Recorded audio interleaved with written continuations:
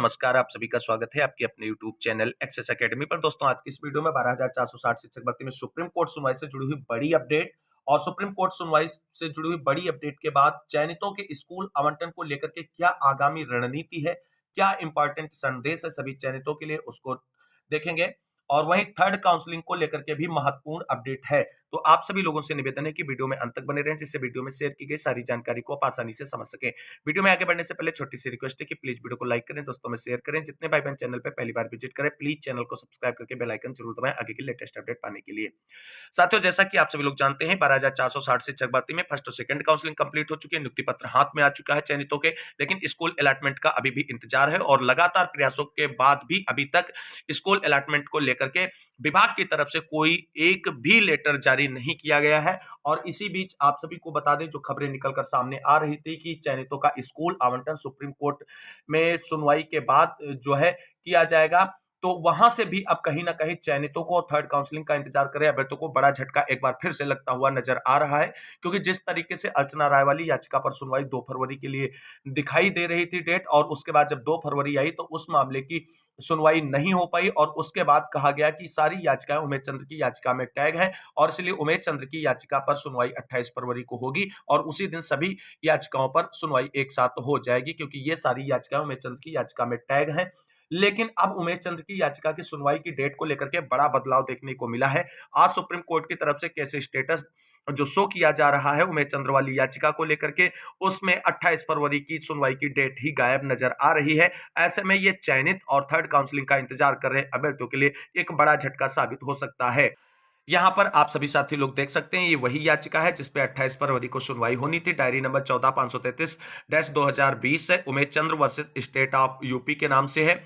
और ये सी याचिका की सुनवाई आप सभी लोग जानते हैं कि यहाँ पर डेट जो है टेंटेटिव डेट 28 फरवरी शो हो रही थी। अब यहाँ पर आप सभी लोग देख सकते हैं अगली सुनवाई के लिए कोई भी डेट यहाँ पर शो नहीं हो रही है दोस्तों।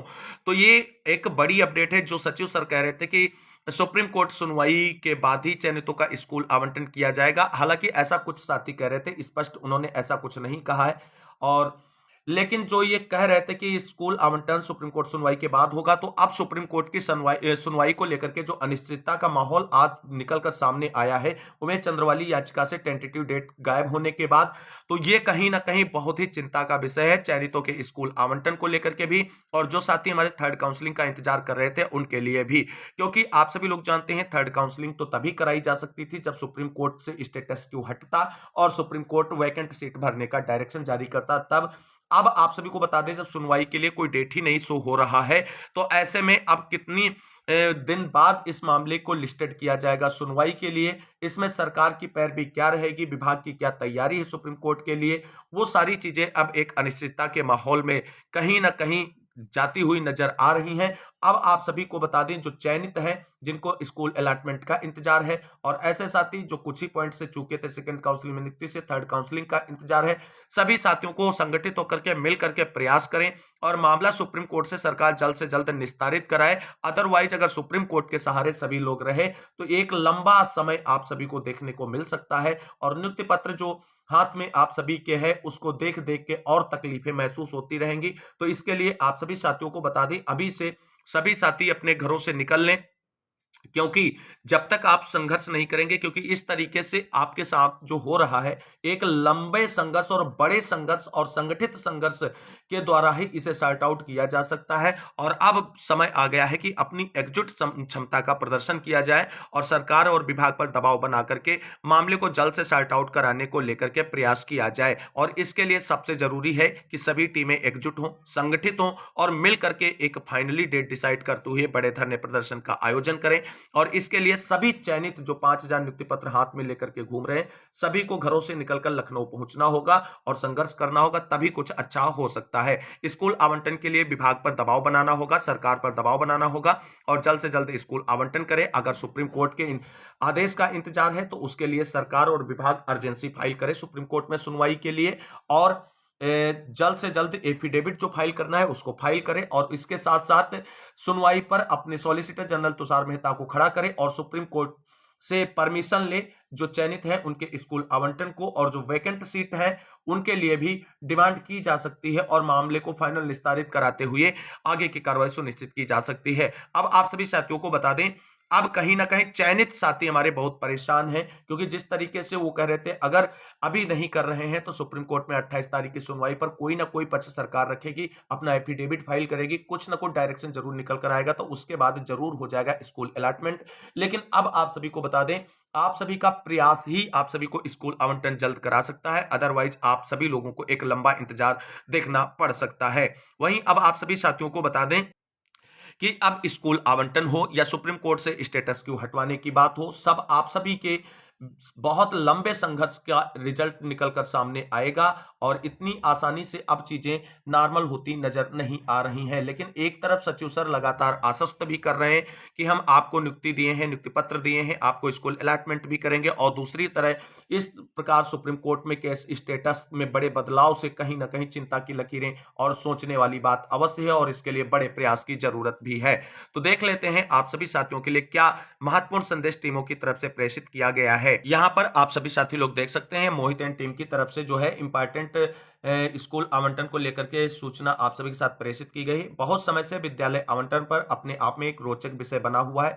सभी नवनियुक्त शिक्षक चाहें वो 30 दिसंबर को नियुक्ति पत्र पाए हों या 7 जनवरी को नियुक्ति पत्र पाए हों, सभी की इच्छा है कि जल्द से जल्द स्कूल आवंटन हो जाए और पिछले 7 वर्षों का संघर्ष समाप्त हो जाए। लेकिन यहां पर सवाल यह है कि आवंटन होगा कि नहीं होगा, यह सबसे बड़ी बात यहां पर साथियों है।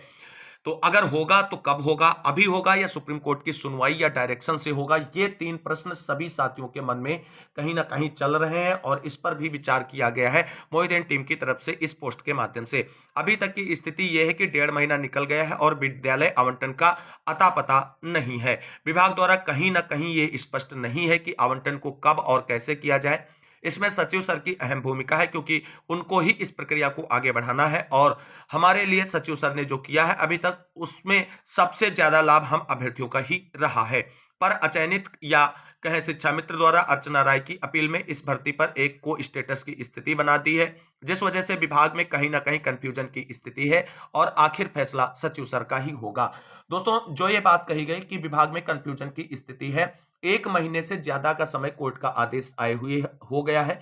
क्या आपके पास राज्य स्तर पर और केंद्र सरकार के स्तर पर सरकारी महाअधिवक्ता होते हैं, एजी होते हैं, डबल एजी होते हैं, सॉलिसिटर जनरल हैं, क्या उनसे विधिक राय नहीं ली जा सकती थी इस आदेश पर कि इस आदेश को लेकर के क्या स्थितियां हैं, क्या चीजें हैं? आखिर आपने न्याय विभाग से लिस्ट पर डिस्कशन कराया, तो क्या न्याय विभाग ने आपके कंफ्यूजन को दूर नहीं किया? ये भी प्रश्न यहां पर लाजमी है। विद्यालय आवंटन के लिए हमारी टीम और बहुत से साथियों का लगातार प्रयास है कि किसी तरह से आवंटन हो जाए, परंतु कुछ घर के नेता घर से आवंटन की पोस्ट डालते रहते हैं और दूसरे दिन कोई ना कोई नई तारीख बता देते हैं और पूरे प्रदेश में कंफ्यूजन की स्थिति बनाकर रखे हैं। अभी तक एक बार भी किसी तरह का कोई भी प्रयास विद्यालय आवंटन पर नहीं किया गया है, और जो भी प्रयास करते हैं उनके खिलाफ उल्टा सीधा लिखते रहते हैं। हमारी टीम ने अभी तक जो भी सूचना आपको दी वह तब दी है जब वो बात हम लोगों के सामने आई हुई होती है। तब यहां पर कह सकते हैं अगर ऐसा ही चलता रहा तो समय के साथ कहीं ना कहीं हमारे लिए फिर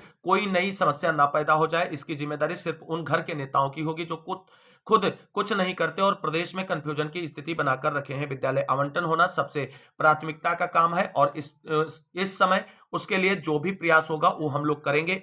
आखिर फैसला विद्यालय आवंटन का सचिव सर का ही मान्य होगा। विद्यालय आवंटन पहले हो, ऐसी हमारी टीम की पूरी मंशा और प्रयास भी है। धन्यवाद। सौरभ वर्मा, मोहित एंड टीम की तरफ से ये सूचना आप सभी के लिए प्रेषित की गई है। यानी कहीं ना कहीं स्कूल आवंटन के लिए आप सभी के संघर्ष में ये भी साथ आ रहे हैं। वहीं अर्पित श्रीवास्तव भाई की तरफ से भी कहीं ना कहीं बिगुल बजा दिया गया है स्कूल आवंटन को लेकर के फाइनल लड़ाई के लिए। उससे जुड़ी भी बड़ी अपडेट आप देख सकते हैं। यहां पर आप सभी लोग देख सकते हैं कि 12,000 अर्पित श्रीवास्तव की ये पोस्ट है। 12,460 शिक्षक भर्ती, घर में बैठे बैठे कुछ नहीं होगा, कब तक इंतजार करोगे? नियुक्ति पत्र मिला है तो पन्ना है, उस पर लिखा है कि कोर्ट के अधीन है, सरकार पर दबाव बने कि मामले को मेंशन कराए। जिस तरीके से मामला अनलिस्टेड में चला गया है, ये दोस्तों आपको चीजें समझनी होंगी, और मामला अनलिस्टेड में चला गया है तो सरकार पहले केस को मेंशन कराए। मेंशन कराने के बाद सुप्रीम कोर्ट में तुरंत डेट नहीं लगती है।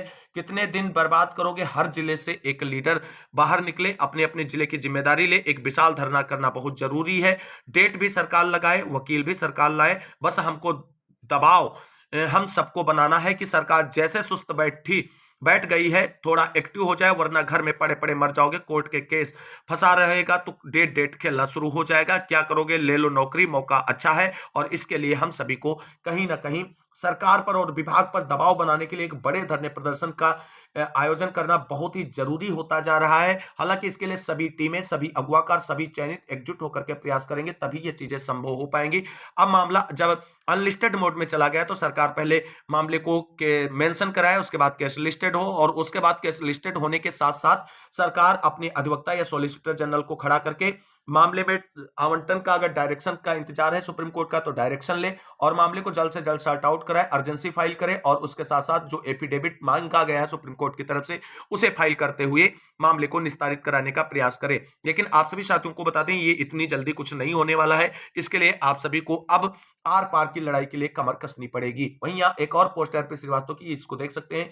सभी साथियों, सोमवार को धरना प्रदर्शन रखा जाए क्योंकि कल कोई आ नहीं सकता है, परसों शुक्रवार है, एक दिन का समय मिलेगा, फिर शनिवार और रविवार छुट्टी है, तो सोमवार को रखा जाए, जिससे जिसको जिस तरह आना होगा वो अपनी तैयारी कर लेगा। बिना निष्कर्ष के घर नहीं भागना है, किसी को ये भी सोचकर आना है। तो अर्पित श्रीवास्तव की तरफ से फाइनली लड़ाई की जो है तैयारी शुरू कर दी गई है। और आप सभी को बता दें, इस तरीके से अगर आप संघर्ष करेंगे, जमी जोत एक कर देंगे, तो आपके स्कूल आवंटन और सुप्रीम कोर्ट फाइनल डिसीजन या डायरेक्शन के लिए सरकार कहीं ना कहीं दबाव में आकर के मामले को त्वरित निस्तारित कराते हुए प्रयास करेगी। बाकी आप सभी को नियुक्ति पत्र अगर जल्द चाहिए तो संघर्ष और प्रयास जारी रखें। यह महत्वपूर्ण अपडेट थी जो मैंने आप सभी के साथ डिस्कस की। उम्मीद करते हैं जानकारी अच्छी लगी होगी। अगर वीडियो अच्छा लगा तो लाइक करें, दोस्तों में शेयर करें और चैनल को सब्सक्राइब कर लें आगे की लेटेस्ट अपडेट के लिए। आज की इस वीडियो में बस इतना ही, मिलते हैं अगली वीडियो में, तब तक के लिए सभी साथियों को जय हिंद, जय भारत, वंदे मातरम।